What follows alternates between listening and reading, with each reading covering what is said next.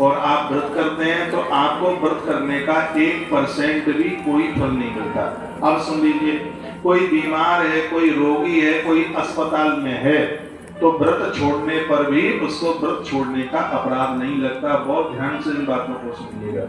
उस समय क्या करना है? उस समय ये करना है, मान लिया जाए कोई 11 का व्रत करता है, पूर्णिमा का व्रत करता है और उनको अचानक स्त्री पुरुष कोई भी हो, उनको अस्पताल पहुंचना पड़े, उन्हें दवाई, वो बीमार हो गए, तो अब क्या किया जाए? उनके ही कुटुंब खानदान का कोई उनकी तरफ से उस उपवास को कर ले, इससे उसका व्रत सुरक्षित बना रहेगा, उसका व्रत खंडित नहीं। मान लिया जाए मां बीमार हो गई और एकादशी का व्रत करती है, वो चलेगी अस्पताल, और अस्पताल में तो नहाना धोना, दवाई औषधि सब कुछ लेनी होगी, वहां तो वो नियम हो नहीं पाएगा, क्या करे?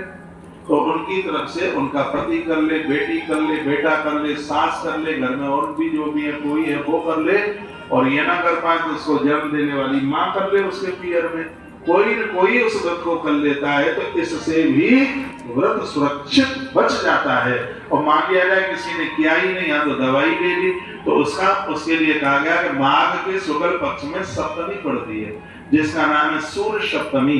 उस सप्तमी का व्रत करके, नमक छोड़ करके, उस दिन नमक भी न खाया जाए, भगवान सूर्य की स्तुति करके, प्रार्थना करके फिर द्वारा से अपना व्रत आरंभ कर दे, कोई दोष किसी भी प्रकार का नहीं लगता। एक बात। और दूसरी बात और सुनिए, यदि किसी ने अपने व्रत का उद्यापन कर दिया,